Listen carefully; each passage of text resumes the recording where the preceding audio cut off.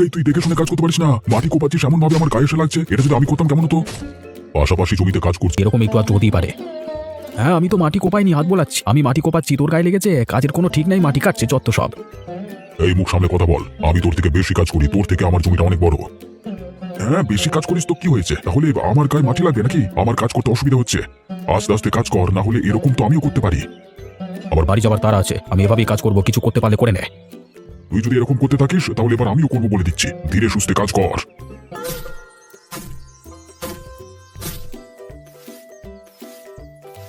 মা, ও মা, একটা খুশির খবর আছে, এদিকে এসো তাড়াতাড়ি। খুশির খবর? কি খুশির খবর রে বাচ্চা? আমি চাকরি পেয়ে গেছি, প্রথম তালিকা থেকে নাম। নাম বেরিয়ে গেছে আমার, এই দেখো চিঠি। আমার আজকে খুবই আনন্দ হচ্ছে রে। তোর জন্য গর্বে আমার বুকটা ফুলে যাচ্ছে। আমি জানতাম তুই পারবি। আমি ভালো পদে চাকরি পেয়ে গেছি, আর তোমাদের কষ্ট করে জীবনযাপন করতে হবে না।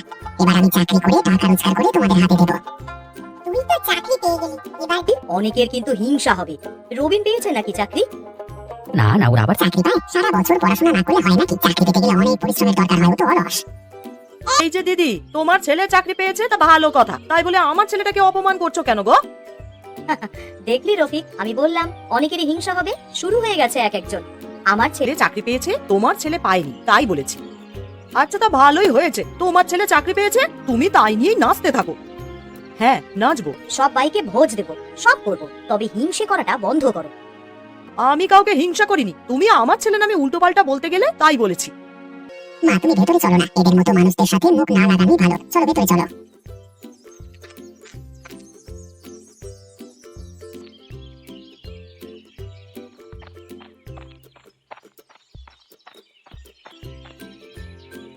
মা, আমি এসে গেছি। কি হয়েছে গো, চুপ করে বসে আছো কেন? না না, আমার কিছু হয়নি, আমি ঠিকই আছি, তুই বস। না না, কিছু তো একটা হয়েছে, না হলে আমি বাড়িতে এলে তুমি খেতে দেবো পানি দেবো করে পাগল হয়ে যাও। আর আজকে চুপ করে বসে আছো, কি হয়েছে বলো? আরে ওই তো, রফিক চাকরি পেয়েছে, তাই জন্য তোর পাশের বাড়ির কাকিমার কত অহংকার, তোকে নিয়ে কত খারাপ খারাপ কথা বললো। আরে এসব কথা ছাড়ো না, মানুষের মুখ আছে বলবে, আমি একদিন যোগ্য জবাব দেবো ওদের। হ্যাঁ, তোকে দিতেই হবে যোগ্য জবাব। মুখের মাধ্যমে নয়, কাজের মাধ্যমে জবাব দিবি, বুঝলি? তবেই শিক্ষা পাবে। এই চাকরিটা তো আমার হলো না, পরের চাকরিটাই চেষ্টা করে দেখবো, ওটা আরো বড় পদের চাকরি। হ্যাঁ বাবা, তুই চেষ্টা করে যা, দেখবি একটা না একটা চাকরি ঠিকই পেয়ে যাবি। চেষ্টা করে যেতে হবে, হাল ছাড়লে হবে না। জি মা, আমি জানি, মন খারাপ করো না ওসব নিয়ে। ওরা ওদের মতো আছে, থাক না, আমরা আমাদের মতো থাকি, কোনো ঝামেলা দরকার নেই। হ্যাঁ রে বাবা, তুই ঠিকই বলেছিস, তুই তোর মতন পড়াশোনা চালিয়ে যা, আমরা তোর পেছনে আছি। হ্যাঁ, সে তো করবোই। অবশেষে আজকের মতো কাজ শেষ করলাম, আবার যা হবে কালকে দেখা যাবে। দিন দিন বয়স পাচ্ছি, আর পারি না।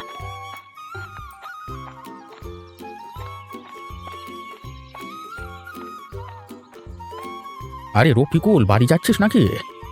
হ্যাঁ গো পুরো বাড়ি যাচ্ছি, জমিতে হাড় ভাঙা পরিশ্রম করে এই বাড়ি যাই গিয়ে বিশ্রাম নেবো। তা তুমি কোথায় বেরিয়েছিলে? আমি তো এদিক ওদিক ঘুরে বেড়াই, কাজকর্ম নেই, এসব ছাড়। তা তোর ছেলে চাকরি পেয়েছে, তুই কি জানিস? খুড়ো, তুমি ঠিক বলছো তো? আমার ছেলে সত্যি করে চাকরি পেয়ে গেছে? হ্যাঁ রে হ্যাঁ, তোর ছেলে চাকরি পেয়ে গেছে। আজকে চিঠি এসেছিল, যা যা তাড়াতাড়ি বাড়ি যা, গেলেই জানতে পেরে যাবি। হ্যাঁ, সে তো বাড়ি যাবই, তবে আমার ছেলে চাকরি পেয়ে গেছে শুনে খুব আনন্দ হচ্ছে। খুড়ো, আজকে রাত্রিবেলায় আমাদের বাড়িতে নিমন্ত্রণে চলে আসবে তাহলে। হ্যাঁ, বেশি কিছু খাওয়াতে পারবো না, গরম ভাত আর বেগুনের ঝোল খাওয়াবো। আচ্ছা আচ্ছা, যাবো, তুই এখন বাড়িতে যা। তোর ছেলে চাকরি পেয়েছে বলে কথা, এখন দাঁড়িয়ে থাকলে হবে? তাহলে কয়েকজনকে নিমন্ত্রণ জানিয়ে দিতে হবে আজকে রাত্রিবেলায় আমাদের বাড়িতে ভোজনের জন্য। আমার ছেলে চাকরি পেয়েছে সেই উপলক্ষে ভোজন আর কি। যেমন সামর্থ্য তেমন খাওয়াবো, গরম ভাত আর বেগুনের ঝোল। আমি যখন প্রথম চাকরিটা পেয়েছিলাম তখন খুবই আনন্দিত হয়েছিলাম, ঠিক তোর মতোই। পুরো আমি এখন চাই, তুমি কোথায় যাচ্ছিলে যাও, বাড়িতে গিয়ে দেখি কি পরিস্থিতি।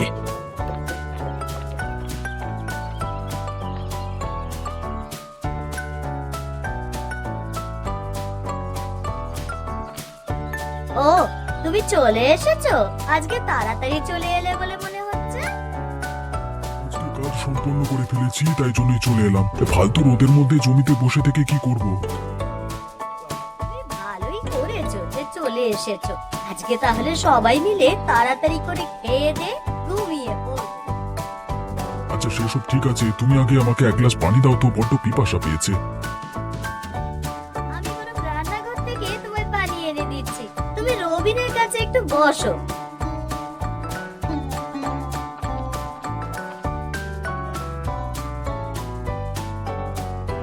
বাবা, ভালো করে পড়াশোনা কর, তোকে একটা চাকরি পেতে হবে। আরে দেখছিস তো কত কষ্ট করতে হয়, তারপর এই কটা টাকা রোজগার হয়। বাবা, মন দিয়ে পড়াশোনা করছি, নিশ্চয়ই একটা চাকরি পেয়ে যাব।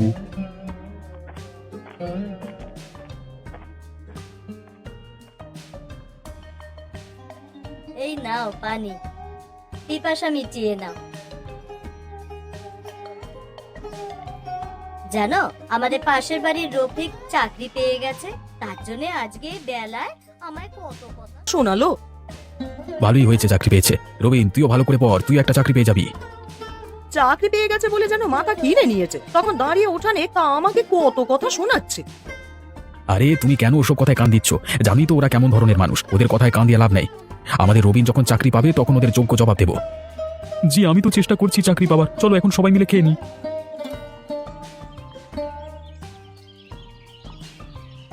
রফিক, আমি আজকে খুব খুশি, তুই আমাদের মুখ উজ্জ্বল করলি। আমি গ্রামের অনেকজনকে বলে এসেছি রাতে আসবে আমাদের বাড়িতে দাওয়াত খেতে। তা তুমি আজকেই বলে চলে এলে? এত কিছু আয়োজন কে করবে?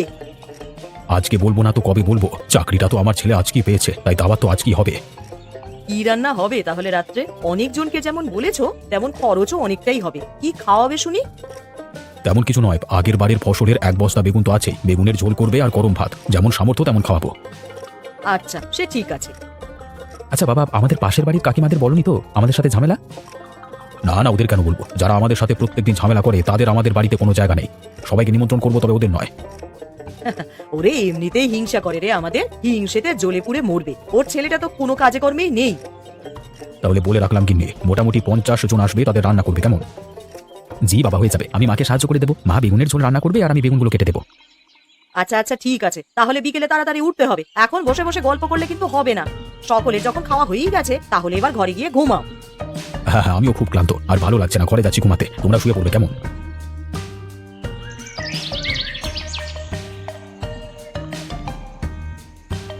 রবিন, দেখেছিস ওদের ছেলেটা চাকরি পেয়েছে বলে সকলকে দাওয়াত দিচ্ছে। আমরা ওদের প্রতিবেশী, কিন্তু আমাদেরই কোনো নিমন্ত্রণ নাই। কিছুই নেই, তাই বুঝতে পারিনি। আমি চাইছি না এটা, তবে দেখবি যদি কোনো বিপদ আপদ হয় তখন প্রতিবেশীরা যদি সাহায্য না করে তাহলে কার কাছে যাবে ওরা? হ্যাঁ, সে তো অবশ্যই। ছেলে চাকরি পেয়ে তো দূরে চলে যাবে, মানে শহরে চলে যাবে। বুড়ো বাবা মাকে তো আমাদের সাথে ওদের ঝগড়া ঝামেলা, তাই জন্যই হয়তো নিমন্ত্রণ জানায়নি, তবে এটা উচিত না। সবাইকে গরম ভাত আর বেগুনের ঝোল খাওয়াবে, সে যাই খাওয়া, আমাদের নিমন্ত্রণ করাটা উচিত ছিল তো। তুই যখন চাকরি পাবি তখন আমি সবাইকে নিমন্ত্রণ করব, ওদেরকেও করব। এখন ওদের কথা বাদ দাও, ওদের এখন আলাদাই ব্যাপার। আমাদের সাথে যখন ব্যবহার বদলে গেছে তখন আমাদের নিমন্ত্রণ তো দূরের কথা। হ্যাঁ মানছি, ওদের সবাইকে গরম ভাত আর বেগুনের ঝোল খাওয়াবে, সে যাই খাওয়া, আমাদের নিমন্ত্রণ করাটা উচিত ছিল তো। তুই যখন চাকরি পাবি তখন আমি সবাইকে নিমন্ত্রণ করব, ওদেরকেও করব। এখন ওদের কথা বাদ দাও, ওদের এখন আলাদাই ব্যাপার। আমাদের সাথে যখন ব্যবহার বদলে গেছে তখন আমাদের নিমন্ত্রণ তো দূরের কথা।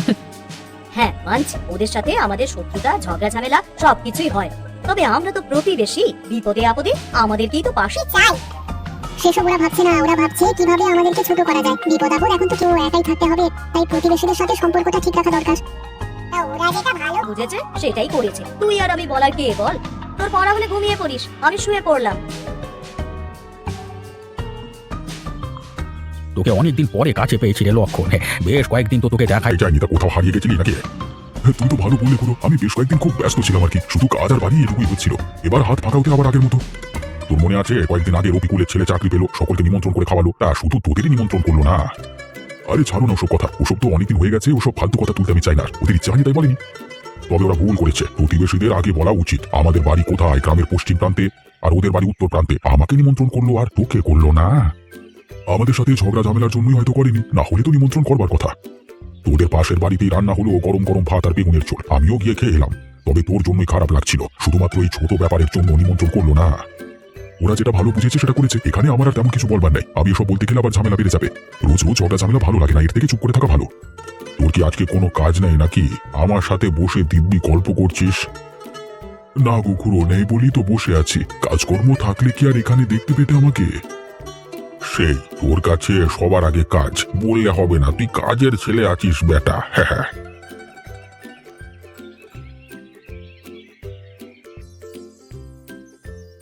আহা কি আনন্দ আকাশে বাতাসে।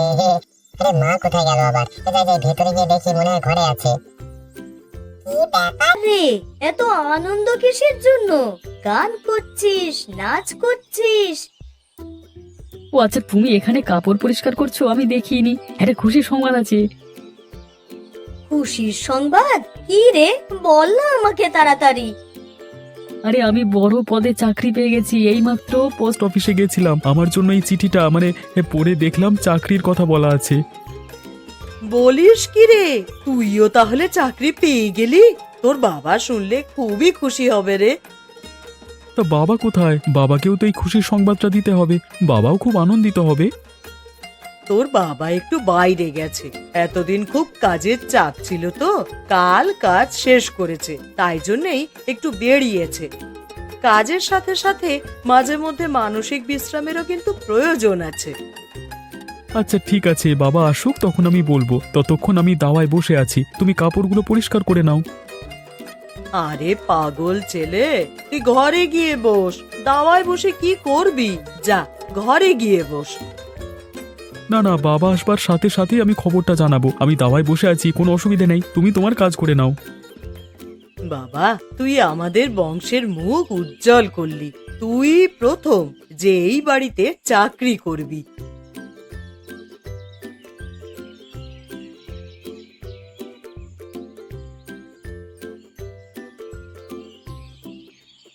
শুনলে কিছু? রবিন চাকরি পেয়ে গেছে।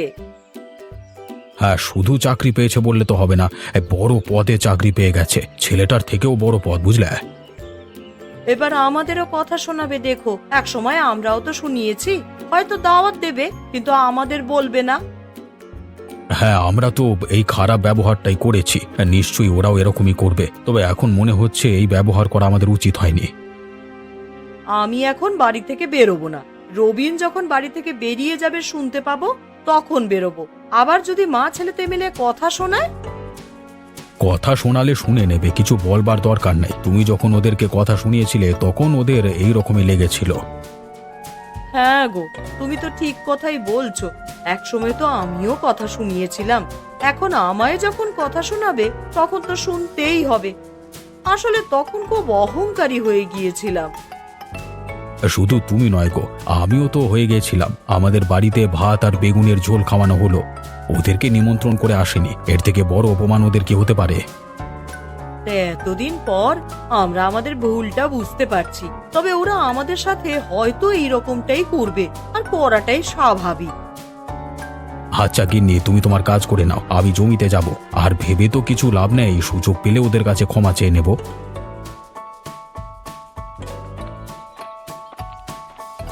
তাড়াতাড়ি পা চালিয়ে বাড়ি যাই, সেই কোন সকালবেলায় বেরিয়েছি, কাজকর্ম নেই বলে সারাদিন বাইরে বসে থাকলে তো হবে না।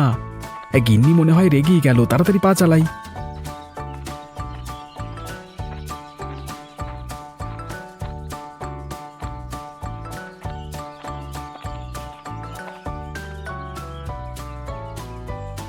কি হলো রবিন, তুই এ সময় দাওয়ায় বসে আছিস কেন? পড়তে বসিসনি আজকে? বাবা, আর পড়তে বসবার দরকার নেই গো, আমি সফলতা পেয়ে গেছি। সফলতা মানে? তুই কি চাকরি পেয়ে গেছিস? আমি কি ঠিক ভাবছি? হ্যাঁ, তুমি ঠিকই আন্দাজ করেছো, আমি বড় পদে চাকরি পেয়েছি। আমার আয়ত্তের মধ্যে অনেকে কাজ করবে, সেটাকে আমাকে সামলাতে হবে, এরকম কাজ।